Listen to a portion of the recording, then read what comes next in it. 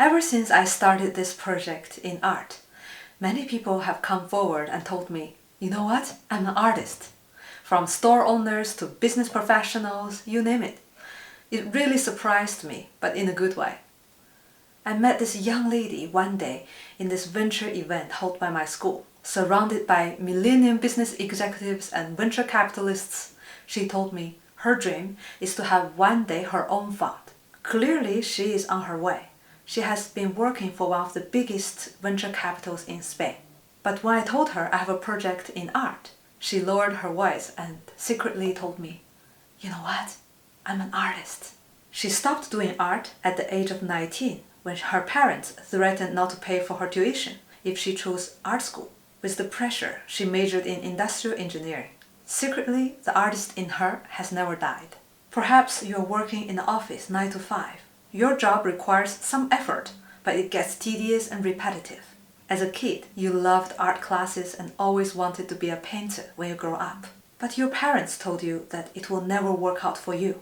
Now you hit quarter life or midlife crisis. After a long soul-searching journey, finally you realized that I have got to do it. Now, is it time to take the jump? A YouTuber, Happy the Artist, shared her experience quitting her day job and becoming a full-time artist. She quit her job in her early 20s when she had no liabilities. It is the best time to try something new in life. She prepared a year and saved a financial cushion to live without working for 2 years, $24,000 in her case. You can see many stories of emerging artists around the world and learn from their personal stories. When people tell me, I really want to become an artist, but do I have to quit my day job? I would always ask the most no-brainer question. What is your day job? Does your day job have any synergies with your art?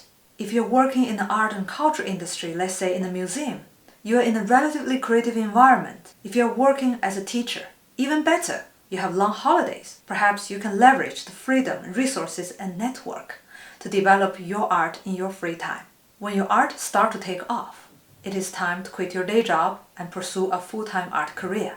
Does your job require long working hours, irregular work shifts, or lots of business travel that hinder your creative process? If yes, then you have to make the choice between art and your job. There's no magic of becoming a working artist.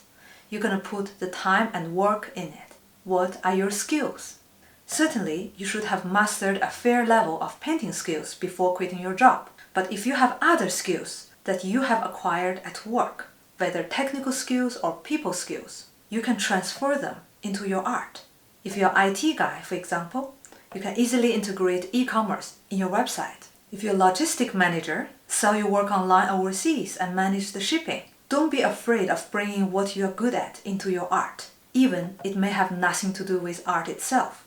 This way, the time you spend working in the office actually help you get ready to become an artist. If you have skills that allow you to make small gigs for fast money, this is ideal.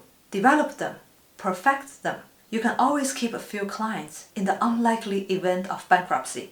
An artist friend of mine is an excellent carpenter. He takes custom furniture jobs 2 months out of a year when he travels back to New York. He works hard for 2 months, then he has enough money for the rest of the year. Just make sure you use those skills for a fast gig that pays well. Draw a line between paid time and paint time. The last question I would ask is, how much is your startup capital? Startup funding is a big topic in the entrepreneurial world. Startup capital here refers to the money that would be essential to kickstart your art, whether for studio space, licenses, fine art supplies, or marketing expenses. The plants bear fruits for dispersal of seeds. Your art is the seed, and the startup capital is the fruit that improves the chances of the seed being able to grow. My personal advice is, don't quit your day job unless you have both the fruit and the seed.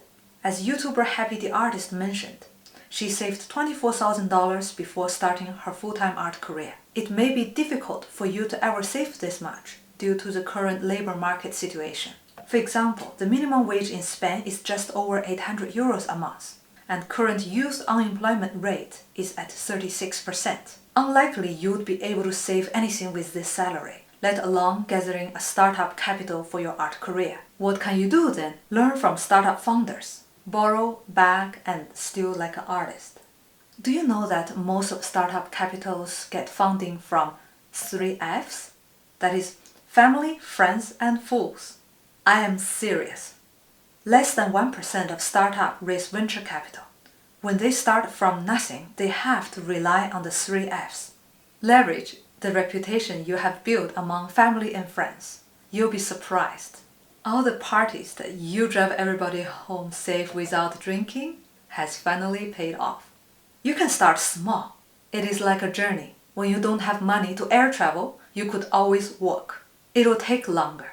The evenings, the mornings, the weekends, the lunch breaks. With time, you will build a fan base online. Patron it, crowdfund it, Skillshare it, Fiverr it, pre-sell it as much as possible. Clickbait is nothing shameful. Soon, you will find yourself capable of many things that you would not have imagined, even to the point that the result is not important anymore.